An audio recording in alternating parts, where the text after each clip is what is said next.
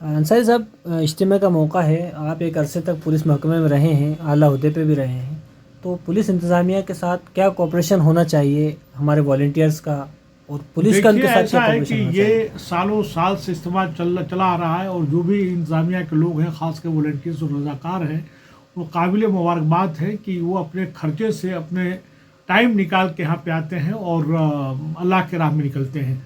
और ख़ास करके जो भी यहाँ के लोग हैं, जैसे इकबाल हफीज़ साहब हैं, उमर साहब हैं, जो लोग काम कर रहे हैं, उन लोगों को काबिल मुबारकबाद है। हम सिर्फ यहाँ पे ये बात कहना चाहेंगे, इतना बड़ा मजमा आता है, इस बार भी मैं समझता हूँ कि 10 से 12 लाख या ज़्यादा ही लोग आएंगे।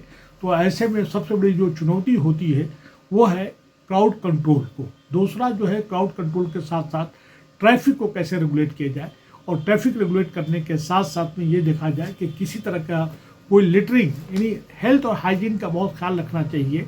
और हेल्थ और हाइजीन के साथ साथ में हम लोग को देखा जाए कि इन्वायरमेंट को कोई नुकसान नहीं होना चाहिए। मैं यहाँ पे ये गुजारिश करना चाहता हूँ कि तमाम वॉलंटियर्स वहाँ पे आते हैं, लोगों से गुजारिश करें, बल्कि कोई ऐसा इंतजाम होना चाहिए कि प्लास्टिक का इस्तेमाल वहाँ पे न होने पाए, नंबर 1।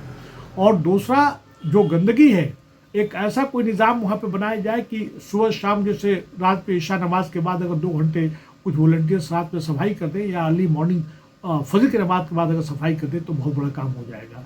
खाने पीने की चीज़ें जो है वहाँ पे रहें, वो ओपन में न रहें, प्रॉपर जगह पे उसको ठिकाने लगा दिया जाए, ये मेरा कहना है। और लोकल एडमिनिस्ट्रेशन से हम लोग को फ़ायदा लेना चाहिए, ताकि तमाम जो बड़े बड़े यहाँ पे हॉस्पिटल से उनसे रिक्वेस्ट किया जाए, लोकल एडमिनिस्ट्रेशन, कलेक्टर से, कमिश्नर से रिक्वेस्ट किया जाए, यहाँ पे पुलिस को कहा जाए कि भाई ट्रैफिक को रेगुलेट करने के लिए कोई ऐसा इंतज़ाम होना चाहिए कि किसी तरह का कोई ट्रैफिक कोई रुकना नहीं चाहिए।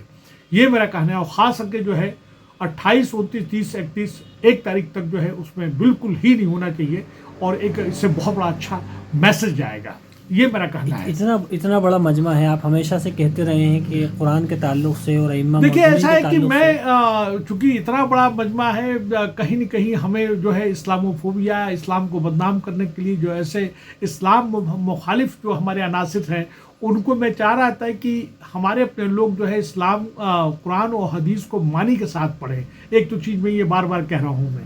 और इस्लाम पे लगने वाले इल्ज़ामात जो सवाल लोग कर रहे हैं, जो हमारे जो फोर्सेज हैं, जो खासकर राइट विंग जो फोर्सेज जो इस्तेमाल करती हैं, हमें बदनाम किया जाता है, तो हम लोग को इसका जवाब देने के लिए हमें एक अपने लोगों को ट्रेनिंग भी देना चाहिए।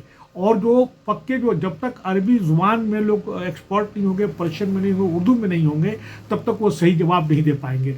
कुल मिला के ये कहना चाहता हूँ कि खुदा रसूल के जो खुतबे तमाम हुए हैं, जो भी वॉलंटियर्स वहाँ पे जाते हैं, उनको माने मालूम होना चाहिए कि भाई ये हमारे रसूल ने ये बात कही है, अपने खुतबे में ये बात कही है। और कुरान को जब तक आप मानी के साथ नहीं पढ़ेंगे, आप दिल से उसको जो एसोसिएट नहीं करेंगे, तो आप उसको इम्प्लीमेंट नहीं कर पाएंगे। ये मैं बार बार कह रहा हूँ मैं। अच्छा, चूंकि अरबी हमारी ज़ुबान नहीं है और उर्दू भी हमारे अब लोग पढ़ नहीं रहे हैं, तो हमारी तमाम चीज़ें जो है, विरासत जो है उर्दू में, अरबी में, पर्शियन में है। तो हमारे तमाम जो वॉलंटियर्स जो इससे जुड़े हुए, जो इस्लाम का मैसेज देना चाहते हैं, उनको जो है अरबी जो है आना चाहिए, बल्कि एक तरह से कम बुनियादी चीज़ें जानने के लिए होना चाहिए। हमने अगर देखा जाए तो तमाम जो है और कुरान की जो है हमने नमाज में पढ़ते हैं, लेकिन अगर पूछा जाए कि भाई इस सूरा में आपने पढ़ा, इसका माने क्या होता है, उसको मालूम नहीं है। उसको एसोसिएट करने के लिए कम से कम मोटे तौर पे मतलब जानना चाहिए कि भाई ये हमने पढ़ा, इसका माने ये होता है। ये मेरा कहना है। मस्जिद के इमामों के बारे में भी आप हाँ, देखिए, हमेशा ऐसा से। बिल्कुल बहुत इंपॉर्टेंट आप बात कर रहे हैं। मैं तमाम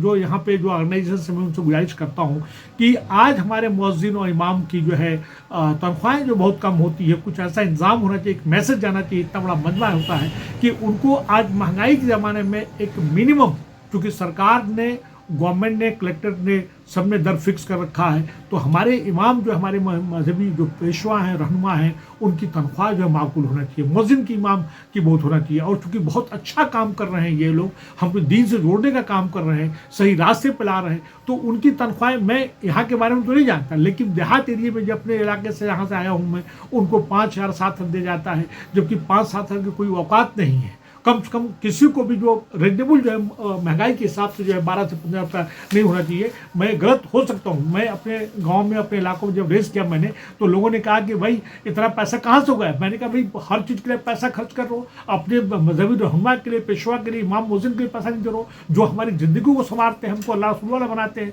हमें तमाम बुराइयों से बचाते हैं। इसलिए मैं कह रहा हूँ मैं ये मेरा कहना है जी। आखिर में इतना बड़ा मजमा है तो इससे क्या पैगाम जाना चाहिए? देखिए पूरी ऐसा है दुनिया कि में? मैं ये चाहता हूँ मैं कि इतने बड़े मजमे में हमें पूरे इस्लाम का बोलबाला हो और अमन अमान का जो है पैगाम जाना चाहिए।